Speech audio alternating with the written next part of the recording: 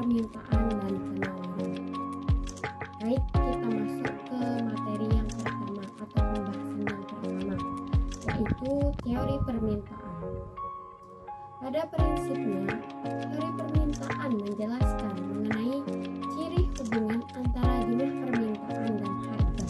Apabila hubungan antara permintaan dan harga tersebut kita gambarkan dalam sebuah grafik, maka grafik tersebut kita kenal dengan kurva permintaan.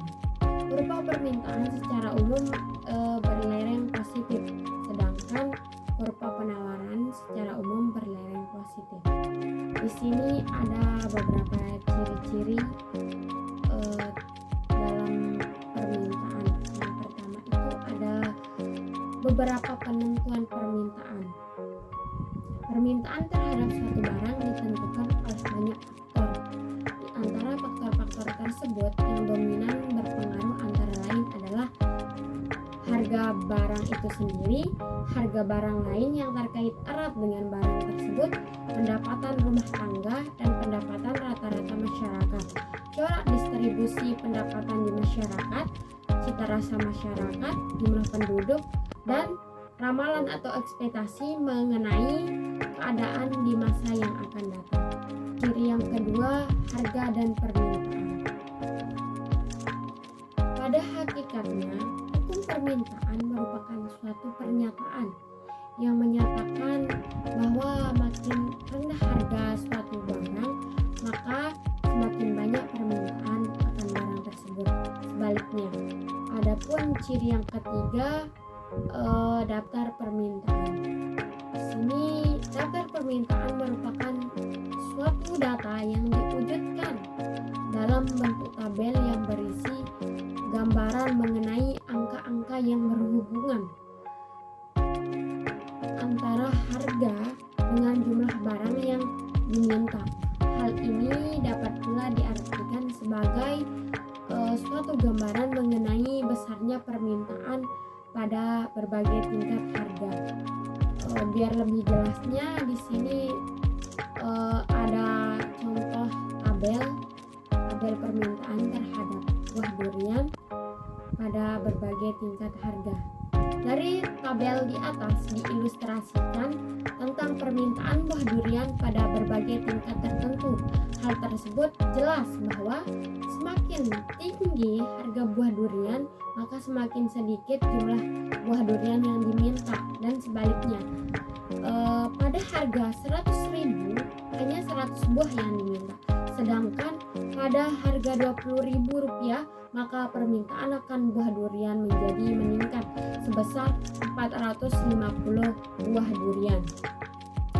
Berdasarkan data pada tabel di atas, maka kita dapat menggambarkan kurva permintaan pada sumbu tegak digambarkan sebagai tingkat harga, sedangkan pada sumbu mendatar digambarkan sebagai jumlah buah durian yang diminta.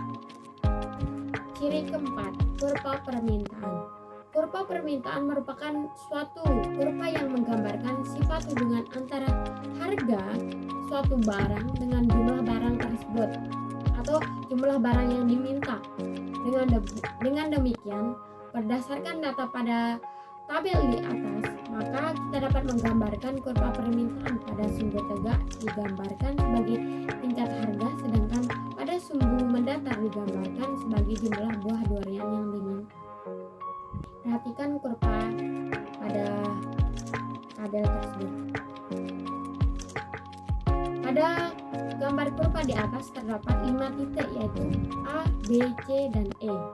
Maka masing-masing titik tersebut menggambarkan keadaan yang berbeda-beda. Pada titik A menggambarkan jumlah buah durian yang diminta adalah 100 buah dengan masing-masing buah durian seharga Rp100.000. Sedangkan pada titik E menggambarkan jumlah buah yang diminta adalah 450 buah dengan masing-masing harga buah durian Rp20.000. Keterangannya di sini garis horizontal adalah garis yang menunjukkan jumlah barang yang diminta atau key quantity atau kuantitas. Garis vertikal adalah garis yang menunjukkan harga barang atau price.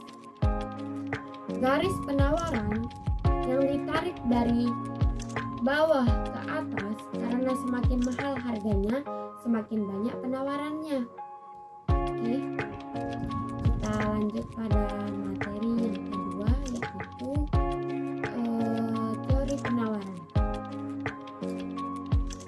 Langsung saja, harga barang selalu dipandang sebagai faktor yang sangat penting dalam menentukan penawaran, sehingga teori penawaran lebih berfokus pada hubungan antara harga dengan jumlah barang yang ditawarkan. Untuk jelasnya, maka perlu dikupas hubungan antara harga dengan penawaran seperti yang telah dinyatakan dalam hukum penawaran. Bunyi hukum penawaran yaitu penawaran menyatakan bahwa semakin tinggi harga suatu barang, maka semakin banyak jumlah barang yang ditawarkan. Sebaliknya, semakin rendah suatu barang, maka akan semakin sedikit jumlah barang yang ditawarkan. Langsung saja, di sini ada contoh tabel lagi dan contoh kurva. Bisa dilihat hubungan antara harga dengan jumlah barang yang diminta ditunjukkan oleh titik A, B, C, dan E. Garis yang menghubungkan antara titik-titik tersebut adalah kurva penawaran.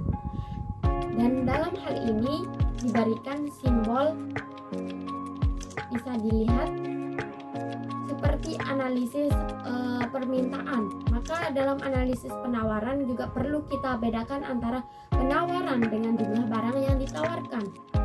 Seperti telah dijelaskan di depan bahwa penawaran terhadap suatu barang selain ditentukan oleh barang itu sendiri, juga ditentukan oleh beberapa faktor yang lain selain harga.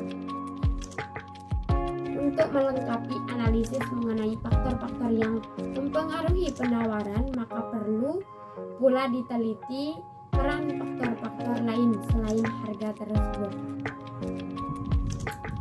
Mungkin hanya ini yang dapat saya sampaikan dalam teori penawaran. Saya akan membacakan kesimpulannya. Oke, kesimpulan dari hukum permintaan dan penawaran ini menjelaskan hubungan antara harga dan jumlah yang ditawarkan. Jika harga suatu benda di pasar meningkat, produsen akan bersedia untuk memasok lebih banyak produk. Jika harga objek di pasar menurun, mereka tidak bersedia untuk memasok banyak dan kuantitas berkurang.